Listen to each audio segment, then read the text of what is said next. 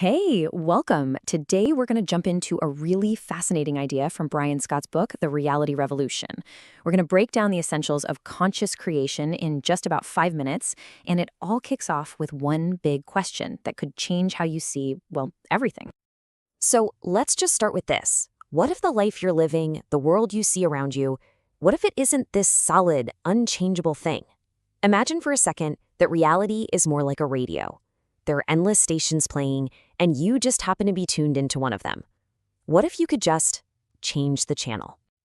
And that idea, right there, is the heart of what Brian Scott calls the reality revolution. It's this major shift from just going through life, reacting to whatever happens, to becoming the one who deliberately designs your own life. You know, it's about going from being a passenger to getting in the driver's seat. All right, so how does a revolution like this even work? Well, it all begins with looking at reality in a completely new way. Here's the core idea, and it's a big one. Your outside world is a mirror of your inside world. It's not the other way around. Your thoughts, the emotions you feel day in and day out, and your deepest beliefs, those aren't just reactions to your life. They're actually creating it. Okay, I know that can sound a little out there, so let's get into the nitty-gritty. The book lays out a couple of key principles that explain why this isn't just wishful thinking. The first principle is all about what are called states of consciousness. Now, this is absolutely crucial. The idea here is that you don't attract what you want, you attract what you are. Your reality is a direct match to the state of being you occupy most of the time. And this makes all the difference. Think about it. If you're living in a state of lack, you're always feeling like there's not enough, you're focused on all the problems, then that's the reality you're going to keep creating for yourself. But if you can shift into a state of abundance, feeling grateful, looking for solutions, you literally start tuning into a completely different reality filled with new possibilities. And the second principle gets a little mind-bending, drawing from ideas in quantum physics. It says that literally every single possibility you can imagine, every version of you, every potential timeline, already exists in this giant energetic field. Your state of being, your internal energy, is the tuning dial that selects which one of those infinite possibilities you experience. So this is where imagination comes in, and it's not what you think. It's not just about daydreaming. Imagination is presented as the actual workshop of reality. The real key, the thing that makes it all work, is feeling what you want as if it's already here. That feeling is the magnetic force that pulls it out of that field of possibility and into your life.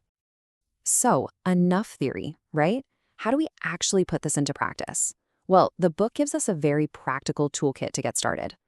It boils down to 3 simple steps. First, you've got to master your energy. Second, you break old programs. And third, you manifest your vision. Let's take a quick look at each one. So, what does master your energy even mean? It's about taking control of that internal frequency we talked about. This is where things like meditation come in to help quiet all that mental chatter, or using breathwork to consciously shift your emotional state to raise your vibration. It's all about connecting to a bigger, more aware part of yourself. Next up, breaking old programs. And we all have these, right? Those stories we tell ourselves on repeat. I'm not good enough. That could never happen for me. That's your old programming. The job here is to become aware of those limiting beliefs and consciously decide to let them go. And finally, the fun part, manifesting your vision. This is where you actively create. You use powerful visualization. You use affirmations to cement your new beliefs. And this is the most important part, you achieve emotional alignment. You have to actually generate the feelings of having your desire right now. So as we start to pull this all together, it becomes really clear. This whole revolution isn't about fighting against the outside world. It always starts from within. So the first huge takeaway is this. You are the creator. Your reality is not just something that happens to you. You are the one shaping it moment by moment with your inner world. That is some serious power. And the actual mechanism is surprisingly simple. If you want to shift your reality, you have to shift your state. It's that direct. So if you want a different life, you stop chasing things on the outside and instead you start embodying the feeling of the person who already has everything you want. I think the best way to sum it all up is with this powerful image. Reality isn't some finished painting that you're forced to look at. No, it's a blank canvas. And your thoughts, your emotions, your imagination, that's your paintbrush.